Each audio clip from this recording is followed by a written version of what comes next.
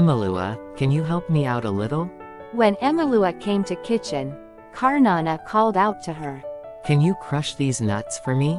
Saying so, Karnana placed a mortar filled with nuts and a wooden pestle on the table. Even before dusk, the semi-basement room had no light sources, and the kitchen on the street side was so dim that it was impossible to see anyone's face.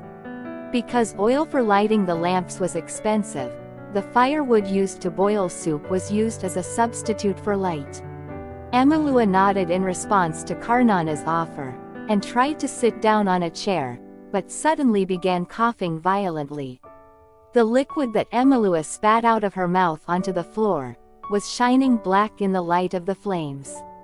Emalua collapsed to her knees and fell to the ground.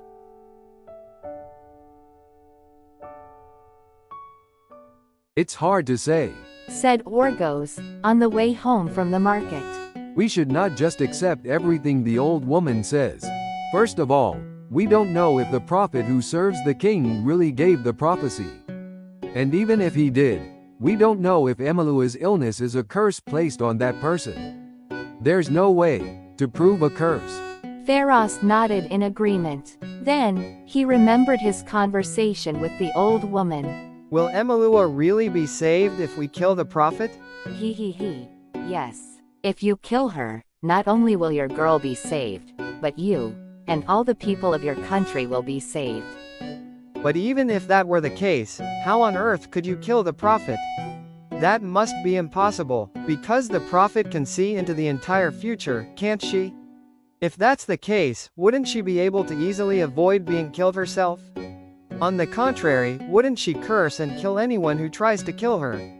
Grandma, you can use that magic too, can't you? If so, can't you use it to kill the prophet? The old woman said with a mocking smile.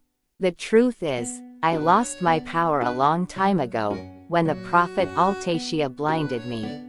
It's frustrating, but right now, I don't have the ability to compete with that woman. In order to get my power back, I need to kill her no matter what. Don't worry, there's a way. However, to do that, I need your help. In the end, Pharos and Orgos said, let us think about it, and left the place. As they were leaving, the old woman said again, I don't know if the girl will live another month. I'll be waiting for you. Come over whenever you feel like it.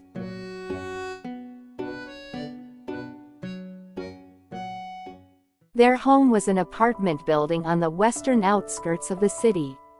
It was a 3-story-old building made of stone, and dozens of families, gathered from poverty, lived there.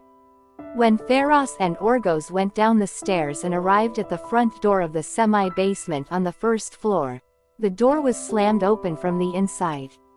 Karnana grabbed the surprised two's arms. Orgos, Pharos, Emalua was. The two realized what was happening and ran into the bedroom. The bedroom, which was lit by sunlight coming in from the courtyard side, was dimly lit. And Emalua's white body looked pale as she lay on the bed, which was covered with straw. Emalua was unconscious but not dead. Pharos put his ear on her chest and heard the heartbeat, then he let out a sigh of relief. A round chest of Emalua's cloth was discolored red.